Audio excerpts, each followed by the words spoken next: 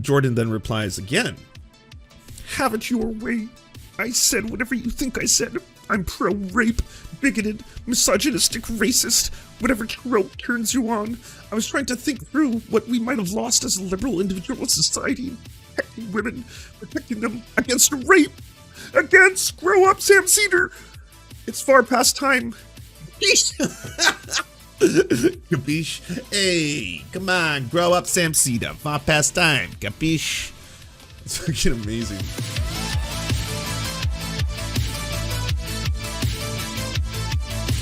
Okay, so this feud, I believe, begins here. Jordan Peterson has some disturbing ideas about consent. Jordan Peterson, he is interviewing journalist Louise Perry. I don't know much about her. Do you know anything about her? Never heard of her, but I imagine probably going to get familiar. This is on the Daily Wire. And they're, of course, talking about, what is it, property crimes? Yeah, right. I mean, yeah, women. That's it. Yeah, but interchangeable. That's what I meant. Yeah, okay. That's right. Yeah. It's called a homonym. Property crimes. Crimes against women. Yeah. Or actually, to be clear, I'm sorry. It's crime against the owner of the property. So it's really a crime against men. Let's be clear about that. They don't want to hurt feelings. There's also, I think, an element of women being slightly physically frightened. Right. Well, it boils down to personal rejection then, hey? Yeah. Yeah. Which is a painful thing to because deliver. that's the only excuse you have left. Yeah. Yep, absolutely. Well, here's something else that's worth pondering. You know, you talked about one of the advantages of the sexual revolution was the transformation of the idea that rape was a property crime, let's say, into a crime against the woman herself. And I would say, look, I have plenty of sympathy for that perspective. And I think it's fundamentally true, but I'm going to... Oh no, there's a but. The biggest of buts. Holy shit. push back because, you know, all this is all very complicated. You know, it isn't obvious to me. Pause it for 1 second. I want to like I got to imagine that most of the people listening. Like you're just sitting across from someone and all of a sudden that person is like, well, you know, I have been thinking a little bit about how maybe the idea that rape was related to how women are treated as a form of property. I have sympathy for that take. Yeah, I do. Bloody hell. But no. There should never be a but after that sentence ever. I would like, honestly, if I was having a conversation with someone like that, I'd be like, I just have to stop you there because I'll be honest, there is nothing of value that can come out of your mouth right now at this point. Like from here on out, if you're that's the setup, there's nothing. Yeah. You know, are following what he's saying here, but I really need people to fully, you know, understand this. When I was born, I'm not that old. When my mother was, when I was born, clean up your in room. most states Classic. in this country, may have been also even in Massachusetts. Be cozy. Woman who was married to a man was just about his property. And I think in many states, like the crime of rape did not exist between a woman who was married to a man. It was impossible as a matter of law for that man to rape her. Didn't exist. It was not a crime. My mother, when I was like, I think I was like 6, was not allowed to have a credit card in her name because she was a woman. This is 1972. It's not that long ago. This is like the Beatles were just breaking up. Let's put it that way. And so what he's talking about is like the Beatles broke up in 70. Wasn't it the end of the 60s? If someone raped a woman who was married, it was a property crime, as if somebody had come by and desecrated your car. Yeah. Well, we live in capitalism, and there's nothing worse than a property crime. Or if you rape somebody's daughter, it's a crime against the father. Yes, it was a crime against the husband, not against the woman. It was a crime against the man who owned the woman. The property owner. The property owner. So just go back so you can understand when he's like, well, I want to push back. It's fundamentally true, but I want to push back on that. Have to be careful. gotta be careful about, they're going to be walking around and having their own podcasts and God. Here's something else that's worth pondering. You talked about one of the advantages of the sexual revolution was the transformation of the idea that rape was a property crime, let's say, into a crime against the woman herself. And I would say, look, I have plenty of sympathy for that. Lots of sympathy. And I think it's fundamentally true. But I'm going to push back because, all this is all very complicated. It isn't obvious to me that offers women enough defense. And so the counter argument might be if untrammeled sexual access to a young woman is a crime,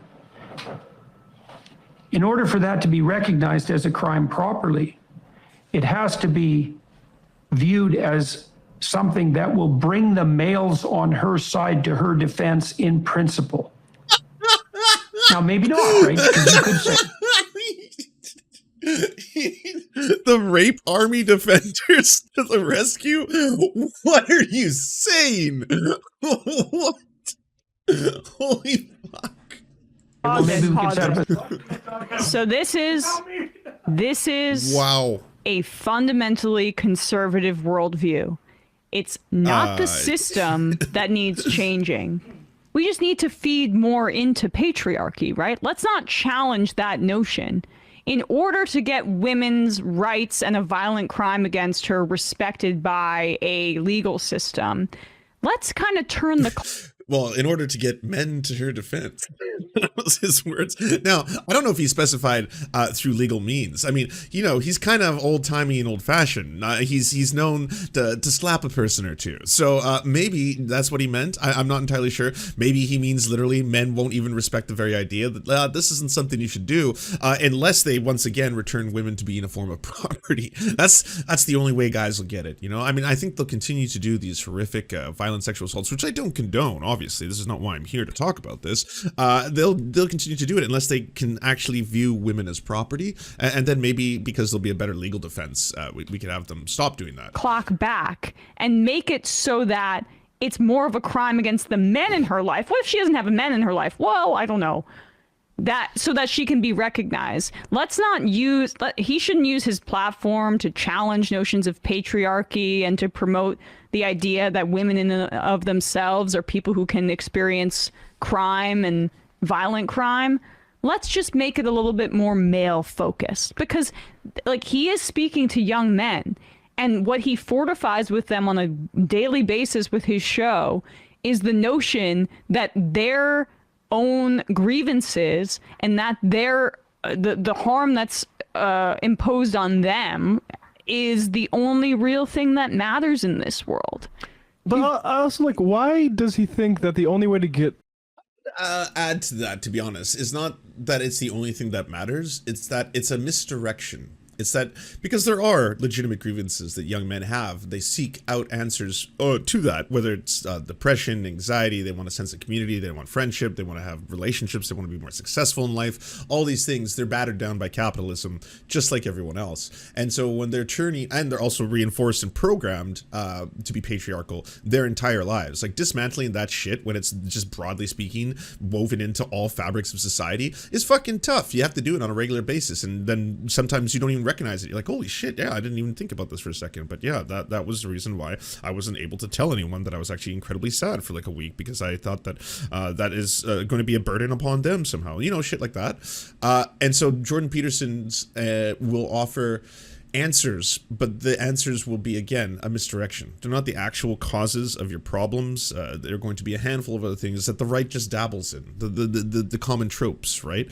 The loss of masculinity, the loss of strict gender paradigms. Now, with the rise of all these strange made-up things, what are these? Different genders beyond the binary? No. These things are destroying traditional masculinity, and men are suffering because of it. It's basically trans trans people are destroying men's lives. So you should be very scared of them all the time, because it's a giant agenda. It comes all the way from the top, and there's a woke mind virus that is insidious. Oh, don't forget about the neo-Marxists. Yeah, the postmodern neo-Marxists. They're the worst. They're the worst. They were trained by, I can't say the Jews. Why don't we say the Frankfurt School basically started us down this very bad path. There we go. There's enough dog whistles in place, and boom, sail.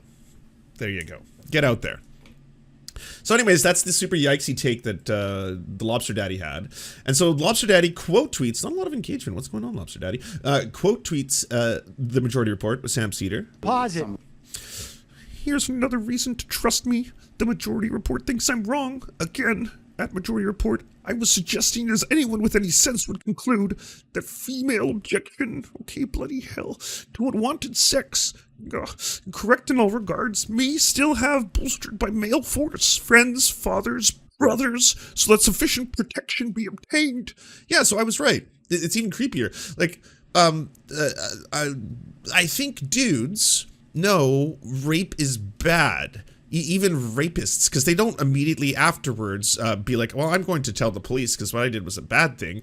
They want to not get caught and get in trouble for it. So yeah, it's not a matter of like, well, if only we could make women once again a form of property. I think it would offer them better protection against being raped. You know, if people saw women as kind of just sex vessels that owe men sex, if people did that, if we had that worldview, then maybe men would rise to the occasion and actually protect those women more. And again, that's the way this whole system should be, because again, they are very delicate, and they need protection by the strong male heroes, archetypes, if you will. And then Sam says, the problem, Doctor, is you said this in the context of pushing back on the advantages of a woman no longer being property of a man. Yes, I'm going to retweet this, because that's a good take. Gotta love Lobster repliers. Sam, no man wants to be like you. You've convinced yourself you have some sort of admirable status by saying the right things about politics, but you're still exactly who you were when you were 16. Maybe, except I can illegally try. Comedy. And so Jordan then replies again. Have it your way. I said whatever you think I said. I'm pro-rape, bigoted, misogynistic, racist, whatever trope turns you on. I was trying to think through what we might have lost as a liberal individualist society, protecting women, protecting them against rape, against grow up Sam Seder. It's far past time. Capiche? Hey, come on, grow up, Sam Seder. Far past time. Capiche? It's fucking amazing. No need to debate what either of us have said. It's on video. The idea that protection for women against rape has been a net loss as a function of them no longer being property of men is, in the most charitable light, ahistorical. I can't have you discuss in a venue. True, though. True. Like, what the fuck? Oh, that's the end. Well, that is a good feud. I don't know if it's going to end there. It may pursue. There's absolutely no way, shape, or form Jordan Peterson is ever going to discuss this matter live with Sam Seder. And yeah, it is a massively, massively yikesy take. Again, playing into this weird old archetype that Jordan Peterson wants to reinforce, the traditional masculine man who is, again, a knight in shining armor protector of the women and the lady folk. You gotta find your princess, is basically how the whole thing goes.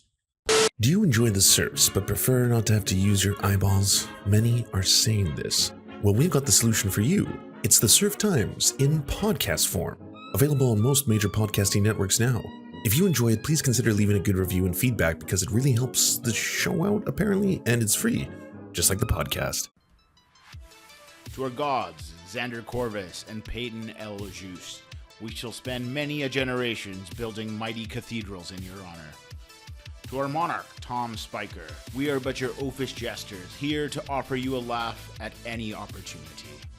To our brave knights of the Round Table, Rachel K., Izzy Solidarity, Victoria Bell, Sebastian Demmel, Mark Harmon, Benji Arney, Scary Earth Human, Tony, DM Rivera, Resident Scarecrow, Sir Nickus, Cheryl Alvarez, Ruby Kelly, Brandon, Words Greenwood, Everything Important, Hegbert Celine, Matthew Scarborough. Stellar Vision, Ariane McCarthy. Doug Cady, Daniel Sutton. Jenna Tal, Dark Puppy. Quiet One 85, Anna Loves Riley. Omni, Riley and Anna. Poodlehawk, Multimondi, Trevbot EXE. Brian Ephraim, Anthropophojak. Catherine, Ramon Acosta. Incosin, Ralph Parler. Violent Orchard, Political Puppy, La Media Panza, Todd Buckingham, and Todd La Jeunesse. We salute our valiant heroes off to fight injustice everywhere.